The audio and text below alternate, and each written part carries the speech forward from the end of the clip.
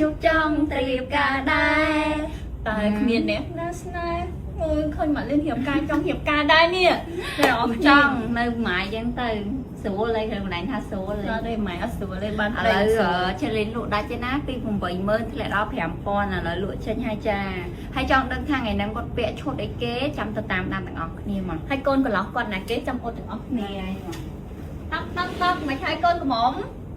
con của nó sật tóc chồng muối pi bay wow lẹ mơ tập bị khỏi đấy đó mơ chốt con của đó sân mơ chốt con của đó hết chào mai mơ chốt con của mồm tha sao một con nào mà con của bóng phải tránh ạ nhung khởi kê riệp ca chất trong tay riệp ca đây tại liên nè na cô ai bên chất បងប្អូនទាំងអស់គ្នាថ្ងៃនេះជាថ្ងៃពិសេសចាជាមួយ Press ស្វាមី Press ស្វាមីសប្បាយចិត្តអត់លោកបង ខ្ញុំសប្បាយចិត្តមែនទែនហ្មងព្រោះ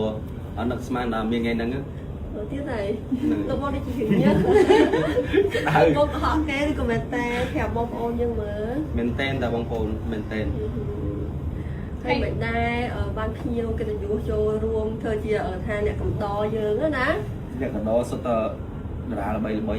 ធម្មតា តារាទីនេះសុំពាក្យតារាណា ចាថ្ងៃនេះនីសាមកឬក៏ដូងក្អូបមក ថ្ងៃនេះសាដូងក្អូបមែនទេដូងក្អូបចេញកម្មវិធីញឹកពេកអត់កន្លែង ដូងគេ មាន មុននឹងឲ្យបងប្អូនទៅមើលវីដេអូតសូមណែនាំជាមួយឈុតមុខ Silly Brand ទេចាខ្ញុំមាន3មុខទាំងអស់គ្នាហើយបើនិយាយពីម៉ាស់វិញណាចា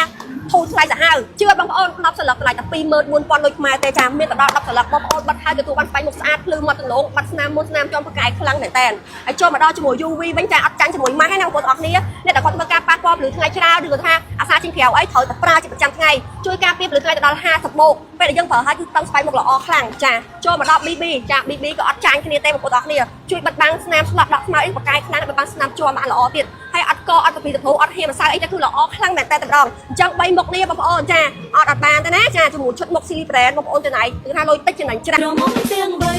យើងមានព្រៃចាំមកប្រយ៉ាងណា